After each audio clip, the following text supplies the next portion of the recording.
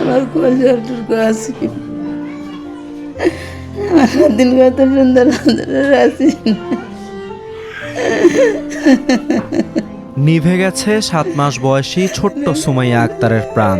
মৃত্যু সনদে কারণ লেখা হয়েছে হামের লক্ষণ, পাশাপাশি নিউমোনিয়া ও হার্ট ফেল হওয়ার কারণেই তার মৃত্যু। সন্তান হারিয়ে ময়মনসিংহের মুক্তাগাছা উপজেলার লিচুতলা গ্রামের অটোরিকশা চালক উজ্জ্বল মিয়া ও তানজিলা আক্তার দম্পতি দিশাহারা হয়ে পড়েছেন।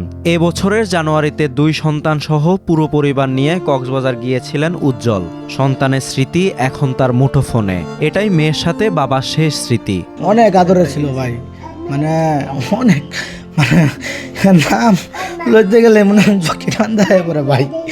অনেক আদরে ছিল ভাই বাচ্চা। এটা কক্সবাজার বাংলাদেশের এক প্রান্তে থেকে টেকনাফ থেকে বেড়ে এলাম, কিন্তু একটা ঠান্ডাও লাগছে না, একটা কাশি হয়েছে না, মানে জ্বরও হয়েছে না। এর 4 মাস পরে এই মানে কি হইলো দুর্ঘটনা। হ্যাঁ, ওই ছবিগুলাই আমরা পিকনিকে যাই তুলছিলাম, ওই ছবিটি আমাদের শেষ স্মৃতি।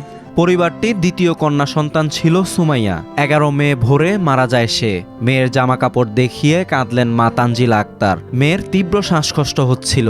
এর মধ্যে দুধ খাওয়াতে চাইলে 5 মিনিটের মধ্যেই মারা যায় শিশুটি। এই কথা তো জীবনে কল্পনা করছি না যে নিউমোনিয়া মানুষে বা বাচ্চারা মারা যাবো। যদি বাচ্চা বাড়াই যেত তাহলে তো আমি অন্য চিকিৎসা উন্নয়ন থেকে নয় করতাম, তবে এই সুযোগটা দিল না।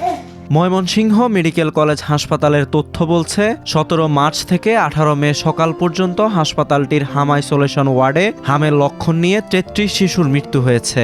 এর মধ্যে চলতি মাসেই মৃত্যু হয়েছে 13 শিশুর।